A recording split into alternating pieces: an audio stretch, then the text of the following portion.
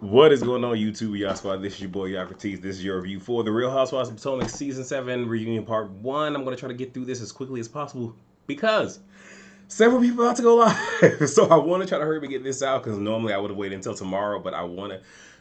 Certain people said they got some stuff coming down the pipeline, so I want to go ahead and get this review out. It's some stuff that I'm just going to go ahead and just jump and skip over because it's the reunion and yeah. So, really quickly, if by any chance y'all can hear music in the background because my neighbor across the street, it's a warm day in Chicago. He's playing his music, so if y'all can hear it, let me know so I can immediately demonetize the video so I don't get a strike because this is music, so y'all know how that go. Okay. So we opened up with the audio from the Green Eye Bandits broadcast, and that was January 31st or something like that, I believe. And then we get the Watch What Happens Live clip, just a little snippet of that from Andy talking to Robin. And we had heard there was going to be like a 30-minute special and whatnot. And then, oh my gosh, I can't remember the guy who was the bartender, like, because he's on YouTube. I cannot think of his name. I think his name is Dustin. Oh, I hope I'm not getting the man's name wrong. He had said on a podcast there was much more said. So some of that footage is going to be tacked on. I hope it's a 3-part because we don't need 4 parts, but I think that's going to be tacked on like the last episode, which I'm not gonna lie, I'm kind of jealous that Simply Sakina is gonna have that review. I got next week. Really be has this, but it's okay. Make sure y'all check us out on the Whether You Like It or Not panel. All right, kill. So then we see 2 weeks earlier. So now it's the reunion, and I think this is also part of the reason why Andy was pissed. Just like, so you wait until 2 weeks after the drop. I know now. Unless they get a percentage of reasonably shady because it's promoted heavily, and typically when you promote certain brands on TV shows, primarily Bravo Network, they get a percentage unless you have it in your contract that you won't get paid for that season, or you will take a significant pay cut so you can fully advertise. Certain people do that. Y'all just don't know if they do it. All right, praise God. So 2 weeks earlier, we have Andy seeing the women. Candace has a Not Today shirt for Andy, which I'm like, you better catch what she said. Not today neck, not today ankles, not today something. It would capitalize on that, Candace. That's what you're supposed to do. Okay, I don't even care about that.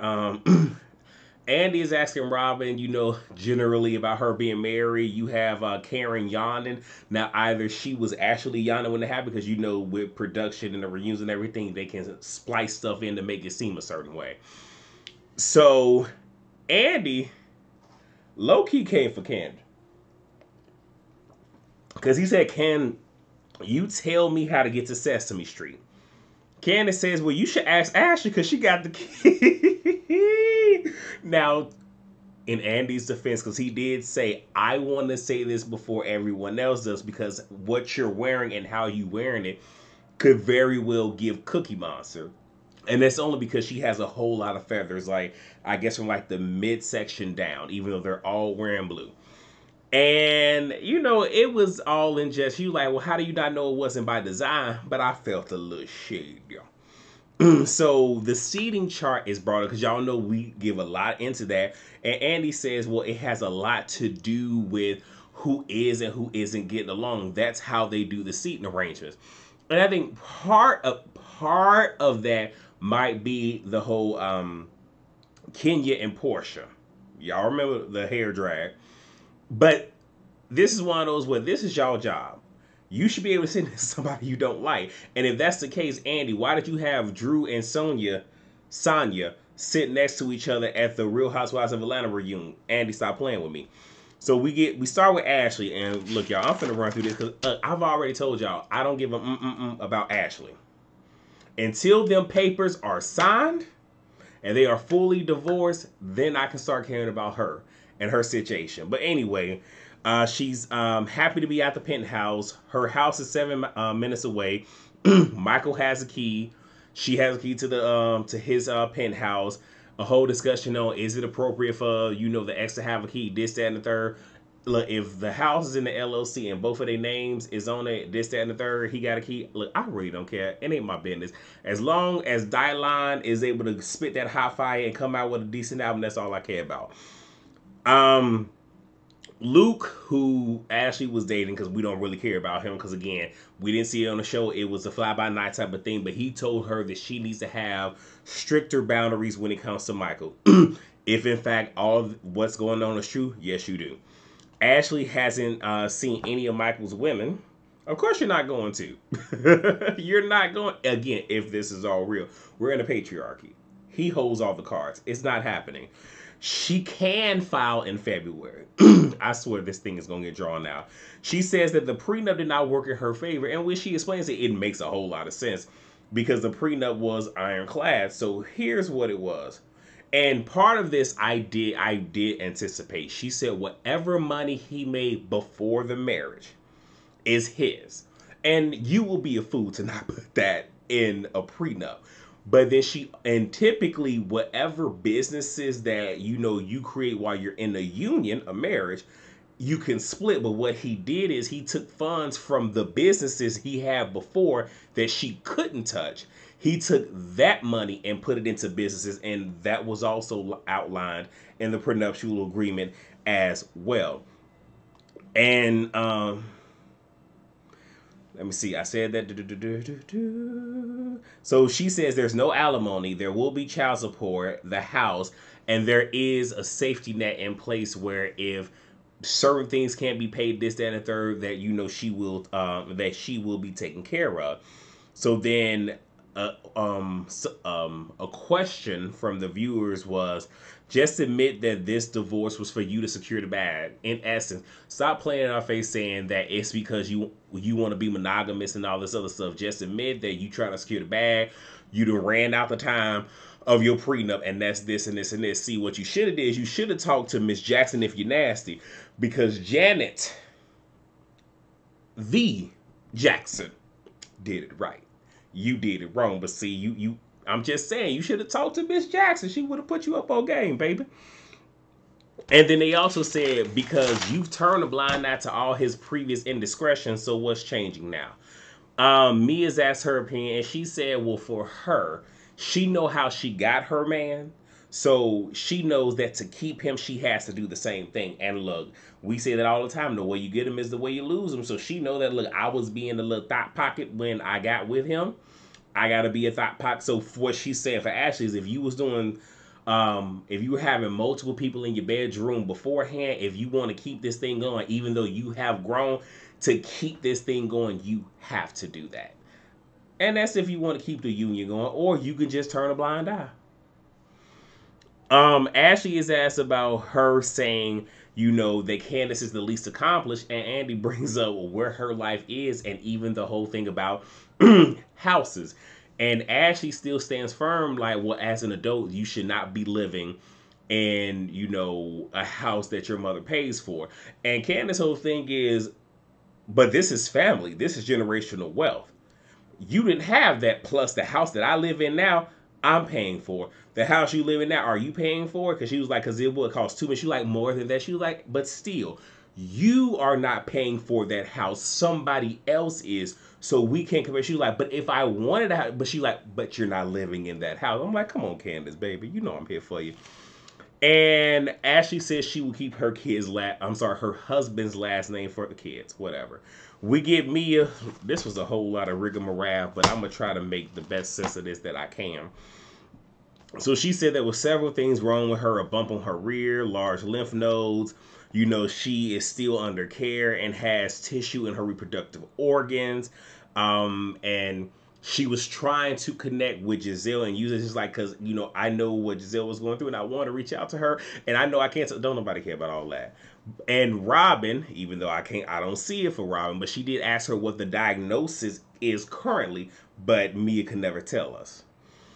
Wendy's hot mic comes up, and what Wendy, I believe, was trying to say is, we all believe that she was lying, and I did, and I still do. But I was trying to give her the benefit of the doubt. I'm not in her face, coming at her about it. And Mia's whole thing is, why are you smiling in my face and being the snake? Whatever. Mia says maybe my husband should have been, I guess almost like a clout chaser and whatnot, and filming me while I was in the hospital and whatnot. And Wendy was like, okay, well, my husband was there with me at 5 o'clock in the morning. Maybe your next husband will. I don't think Mia caught that. But at the same exact time, I don't believe that all of this was truly happening. Now, again, we know the footage with Wendy. Yes, Eddie did. That was Eddie's footage because they were there and it was real time. And that helped lend to why she's in recovery. So this all added in. Your husband could have, or if you were going to these appointments, you could have got with production and they could have been there with you at certain steps because they were there with you at the season finale. Why weren't they there before? I digress. Mia is asked about the accounts and pretty much because the way it seemed what she was saying is like there's the business accounts and then there's the board, but on the business accounts, I believe it was G and G's brother. And I guess the brother brought in another person. And because it's 2v1, they were able to push him off the account. Now, everybody said it don't seem like they should be able to push you off of a financial account. And then you have Mia saying that she holds a high percentage in the company, but her percentage is nothing but a voting percentage and a whole lot of rigmarole. You have Giselle saying that maybe y'all were trying to get out in front of it. Maybe it was some embezzlement going on that y'all were pulling funds to pay for this house and this, that, and the third. Giselle was being shady, but it could have been that. Mia gets to a point where she doesn't want to have this convo because there's all this conversation and people are laughing about it. And no, it's the whole thing of this was a perfect out and you choose to win with it. And this is where I wish Andy would have been like, no, we're talking about this. You didn't put this on social media. We're going to talk about it now. But Andy let it go. We going to let it go. But we do find out that they're living off of their savings and whatever. And she said, whatever money I'm pulling in. So your husband ain't working? Okay. And she says they had multiple rentals, but now they're just renting the penthouse that they're currently in. Okay. So now we get to Candace, and this is the end. Like I said, we ain't gonna be here long. So we see unseen footage. And allegedly, 15 minutes after the season finale wrapped, Chris sent Giselle a DM. And he was saying, in essence, he wished they could have talked, but obviously they couldn't. If he made her feel a way, he's sorry. She felt that was an admission of guilt. And she says, okay, we're done. That's all that I need. And we could have moved on. And a lot of us reviewer and content creators, we did say we felt like she brought this out just so have a moment. They have a sit down and he just say, you know what, if I made you feel bad, I'm sorry. That's really all she wanted, but she didn't expect everything else that was going to come after it. Candace said that DM came before we saw everything else that you said and adding all this extra stuff. And Giselle's like, what extra stuff? Calling him a sneaky link, saying that because you had other men come at you before, you thought Chris was trying to see if you were with it. Giselle says, you know what? Well, I will apologize. So I'm apologizing. And Kenneth's like, when was the apology? I just did. No, you said you will apologize. She was like, well, I'm apologizing now. And Kenneth's like, okay, well, where is the apology? Because saying I'm apologizing or that ain't the apology. Even if she said, you know what? I apologize. But that's still blanket. It's almost like I apologize. It's that catch-all. Kind of what Chris did. If I made you feel the way, I'm sorry. And then Candace says, you know what, take that apology and shove it.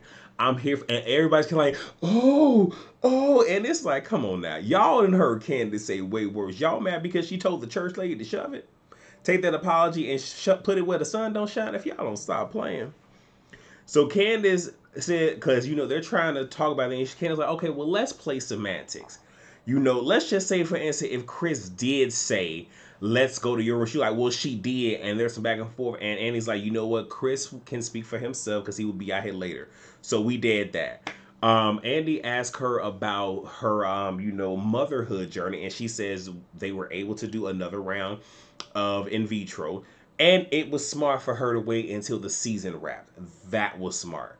Because now you don't have to film with these ladies and you actually have time to, be in a very calm, neutral, stress-free state. And she said they were able to successfully retrieve 6 embryos. And, Candace, y'all know she started to cry. Andy, Shady, Petty. I happen to have a tissue, well, not a tissue, but a paper towel here. He pulls out a paper towel. He was like, what did he say? He was like, yeah, get your square. Andy, you now look, cause Andy be watching us, cause Andy know that y'all know I love Miss Candy, but we clown her having that perfect geometrical triangle.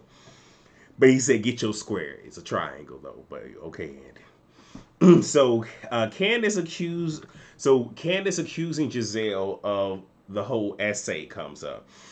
Because Giselle's whole thing is, well, I only said that he made me feel uncomfortable. And Candace's like, no. When you said that Ashley said that Chris inappropriately touched her friend, that is what she meant. And again, y'all know Candace, in essence, is a wordsmith. And it's, in that instance, yeah, you are accusing him of essay. So yes, that's why that was put on her. And Robin, and with that, you have, hey, Arnold talking about, so, well, Giselle puts extra sauce on, no. And I'm glad Candace shut her down right quick. That ain't extra sauce. You're lying. Because Ashley ain't say none of that. And somebody did in the comments say that I missed it, because I honestly did miss it. And I went back and watched it. I'm like, oh, wow, that did happen. Sometime in taking notes, I do forget. It's not that I forget stuff. I miss stuff, so. And Robin says, okay, well, let's agree that for a married man to be in a room with a single woman, that it's not okay. Like, let's not miss that. I'm surprised that Candace did not cuss her smooth the hell out right then, because it's obvious you defending your friend. And again, Candace, you should have saw right then she was never on your team. Where am I in my nose? And Andy pretty much says, like, okay, look, I'm a gay man, so I don't really know. But I would like to think that 2 adults should be able to be in a room by themselves and it not be anything. And again, because we all said it, the optics looks crazy. But if you open your door, see that your stylist is not in there, you could have pulled the door and it's like, you know what? Let's just talk in the hallway. It's a whole lot of, and we can all sit here and play some madness in the whole lot and whatnot. But again, I know how Andy feels, but for what it's worth, I don't like being in a room with anybody in general, especially like if we not tight. I don't like it because things can be misconstrued and you're not gonna mess up my good name. So Wendy says, on one hand, we should give Giselle the benefit of that of how she feels. Now, in that moment, I was about ready to sit here and jump through the screen and be like, Wendy, we going outside. But she then said, but the timing is questionable because this isn't the first time that we're now, in essence, we're waiting for the cameras to roll to bring stuff up. I'm like, okay, Wendy, okay. And also, let's be clear. What Wendy was doing is what Robin is doing, because outside of being asked y'all introductory questions, y'all had nothing to contribute to this first part. So you got to get your little bits in when you can. I see you. And Candace says that they saw each other several times from the end of filming season 6 up until the beginning. And you were at my album release party. You were here. You said nothing. And Giselle doing what a lot of people do is, I'm going to take something and I'm going to focus on. She's like, so I was supposed to say something while you were on stage singing. She was like, that's a hell of a lot better than you waiting until we're filming and we're in the dance studio for you to bring it to me then. Like, there's really no opportune time, but any time before the camera started rolling. And Candace tells her, you're not smart. Like, this wasn't a smart move. And instead of, talking about your lady parts and you potentially not having them anymore, you want to come for people's husbands and you use this show to do it. She said, you with your dwindling uterus, ... I'm like, oh, well, they didn't got Candace activated. So that was the first part of reunion. I mean, if we're going to be honest, we really got nowhere. It was a lot of rehashing old stuff. And even with the stuff dealing with Mia, it really just didn't do nothing. It really didn't land. The stuff with Ashley, because we don't believe her, that didn't land. So hopefully part 2 gives us a lot. And even though I don't really care, I can't wait to see what Robin has to say in part 3. So that is all that I have. Please rate, comment, subscribe, and share. And I will see you tomorrow on Really Be TV's channel for the Whether You Like It or Not panel, where we talk about this reunion. Peace out.